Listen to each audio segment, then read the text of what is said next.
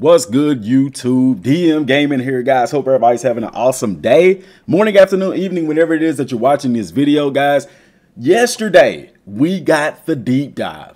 We got the deep dive trailer for Dynasty mode, which was really cool, really fun to see, really informative, really interesting. And I have some questions. Okay. We have the rebuilds. Everybody know that they're doing their rebuilds and things like that. I want to revisit that, okay? And I don't want to revisit it as far as in detail, as far as what you want to do with your rebuild, but more importantly, based on the new information that we've gotten for the game in Dynasty mode, maybe some things to consider with your rebuilds. I know definitely me, I was thinking about some different things as far as my rebuild is concerned based on the information that was given. So to help you guys out, because some of y'all are still on the fence about what school you want to do your rebuild with, I want to give you some things to consider. So if you're new to the channel or if you haven't subscribed already, guys, hit that subscribe button so you don't miss a single upload. It's free. It doesn't cost you anything at all. And it helps me to continue to do what I enjoy doing and bringing y'all this amazing content. So as far as rebuild go, there are several factors that you need to consider with your rebuild. First and foremost, guys, let's get the definition of a rebuild out there, because there are mixed definitions of what a rebuild is.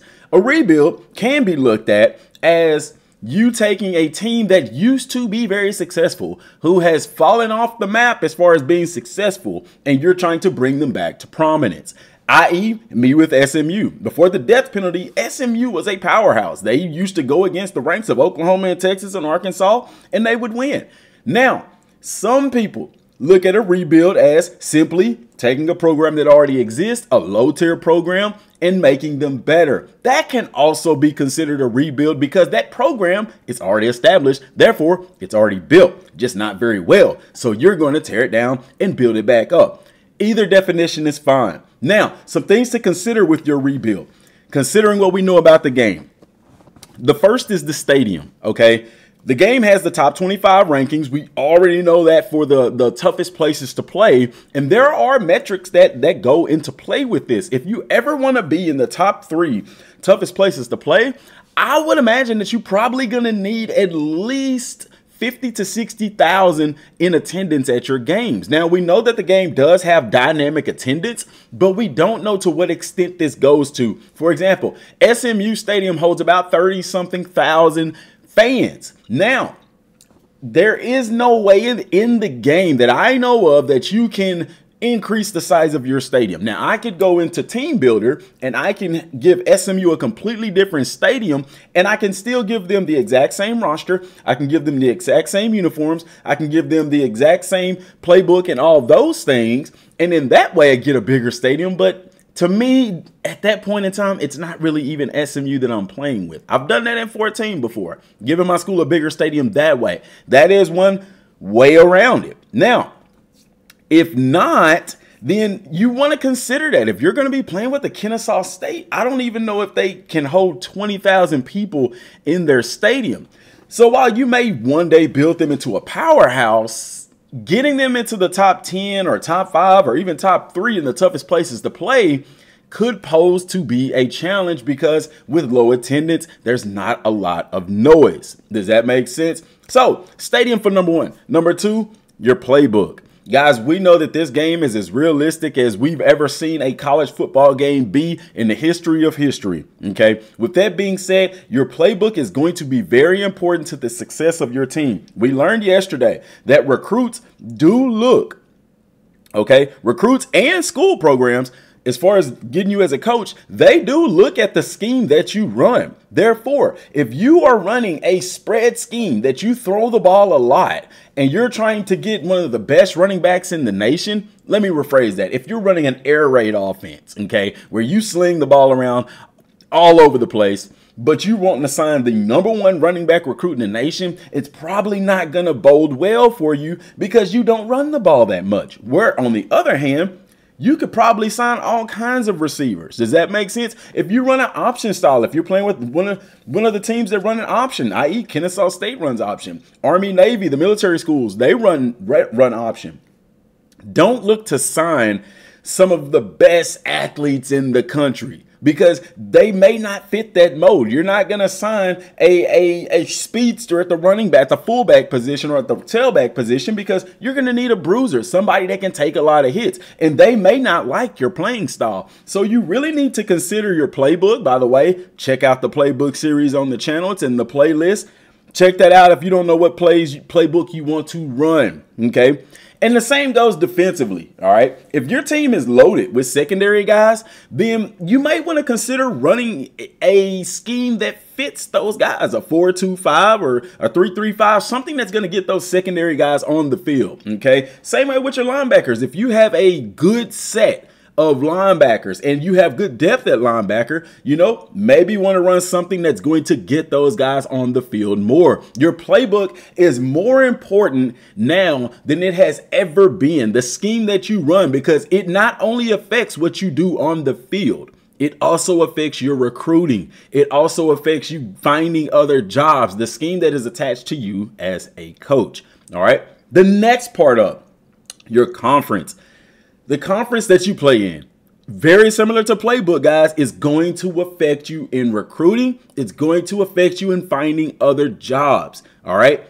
One thing that people have to understand, okay, conference is a big deal. Okay, it's a big deal on the recruiting table, because if you're in a weak conference, then don't expect big time recruits to try to come play for your school. Okay, that's something to very seriously consider. Some recruits, especially the 4- and 5-star, they are going to be really caught up in playing time, brand exposure, and things like that. And if you're in the All-American Conference, they're not going to get the same brand exposure and television show time that you would see out of the Big 12 or the Big 10 or really the SEC. So that is something really big to consider, because a lot of these recruits, just like in real life, the big dogs, they want to go to the big time conferences, because those are the conferences that are going to get the most brand deals, that's going to get the most notoriety, that's going to give them the best shot at making it to the next level. So if you are playing with a smaller school, and this is going to go into my next point about resources, okay, this is probably the biggest one on the table, guys. Resources. We have read yesterday and found out through the deep dive information, and I've told y'all this before. Now we see how it's going to actually work. They always told us it is going to be difficult for you to make a small school a powerhouse. You are not going to be able to do it in 3 to 4 seasons like you did in NCAA 14. Now we see the intricacies of how that works. And the way that that's going to work, guys, is resources. Smaller schools are going to have less resources. You're going to have less recruiting hours. Yes.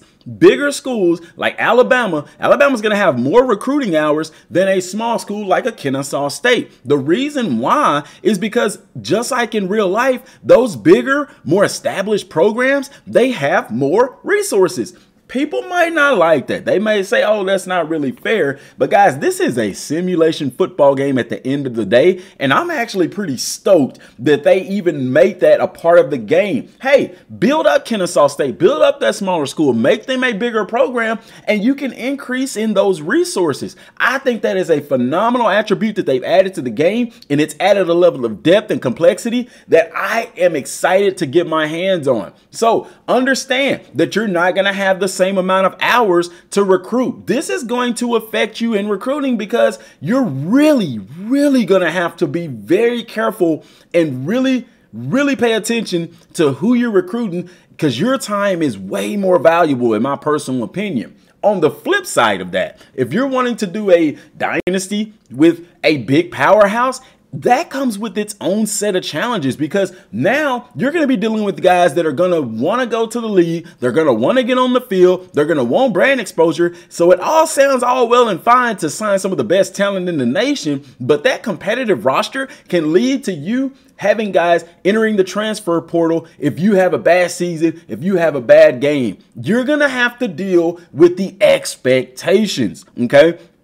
Expectations are going to be very high for these big time programs, and you're going to be expected to win. And if not, like I said, you can end up tanking or tearing down a very established program. So it comes with its own risk versus reward. I can play with a better team that I know is going to be great, but it's going to come with its own list of challenges. And I can understand why they even give you more hours in recruiting, because you're competing against the best schools in the nation. You're going to need that time. So understand that your resources are going to be limited. Also in recruiting, you're going to be limited as well as far as your pipeline states. If you play with a San Diego State, they are in the California area, you are going to be competing against schools like USC, UCLA, and Oregon for some of the top recruits in California. You're not going to actually be able to just recruit all across the nation like a school like USC will, like a school like Oregon will, or Texas. Why? Because once again, your resources are limited being a small school. I, for one,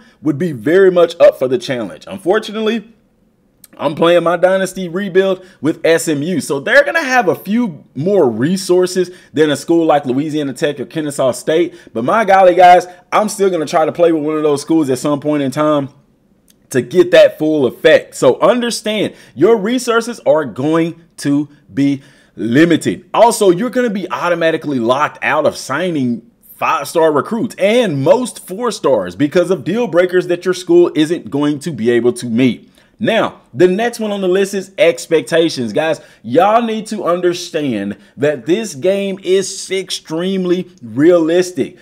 Long gone are the days before when NCAA 14, your school, your ranking and all that stuff, your school prestige and all that stuff only changed at the end of the season. Now, those things can change on a whim. And what's even cooler, and I really like it, is that now we have verbal commits that based off of how you play during the season, they can decommit from your school. So you are really going to have to manage your rosters more. You're going to have to manage how you play. You're going to have to really pay attention to your schedule and your team, all aspects of the game. And I like it because in 14, guys, all you really had to do was get on the field and play. There wasn't much team or even roster management to be done outside of playing on the field. Now with the wear and tear system, you're going to have to pay attention to that. You're going to have to pay attention to your players' health, their happiness and things like that. And one thing about it that is cool, that the game kind of brings all of that to the forefront for you every week.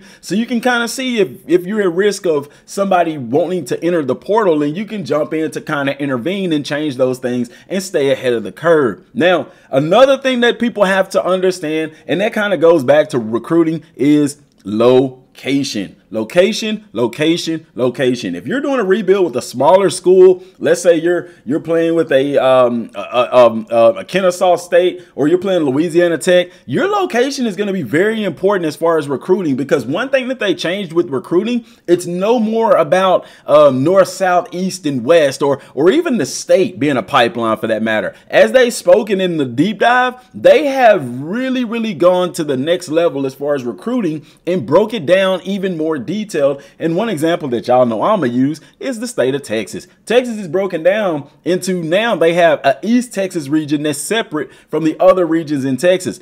Florida was the same way. They broke it down into different sections, as in Central Florida and stuff. And then Atlanta has a city pretty much that's just an entire section of its own. Okay, so in California as well, with Southern California separate from the other regions. And I'm pretty sure there's more regions to be had and to be looked at in the game. But this is going to really scale down, or it really broadens the scope of recruiting. And they went along to talk about it in depth as far as saying, like, your bigger, more physical receivers come out of Beast, Texas, you know what I'm saying, stand up, but your speedier, smaller receivers come out of Southern Florida or Central Florida. And then your better quarterbacks would come out of Southern California. And I really like that. So understand your location, because once again, going back to your resources, playing with the smaller school, you may not be in a position to recruit in Florida if you're in a Louisiana, or if you're in Georgia. And then if you are, say you playing with a Central Florida and you want to rebuild them, you're going to be competing very heavily with schools that are way beyond your pay grade, if you get what I'm saying. So understand these things going in, guys, that it is going to be a challenge. But I really truly believe the majority of y'all are up for those challenges. Now, I know some of this can seem a little bit daunting, and I'm pretty sure that there are going to be settings that you can set up with your dynasty to have some of this stuff automated, or to have some of this stuff turned off or adjusted. They are going to think about the casual gamer with this. But like they said in the deep dive, this was really made with the core gameplay fans in mind, and they really showed that. So, are you still going to play your same rebuild with the team that you were considering? Does this help in narrowing down your decision? And what are your expectations going forward? Me, super excited to play with SMU. First year in the ACC. Now, I just have to make a decision of, am I going to play as a head coach, or am I going to start as the offensive coordinator and try to work my way up and get the head coaching spot? I don't know. We'll find out. Guys, that's all I got for right now. I hope y'all have an amazing day. Till next time, thanks for watching. Peace.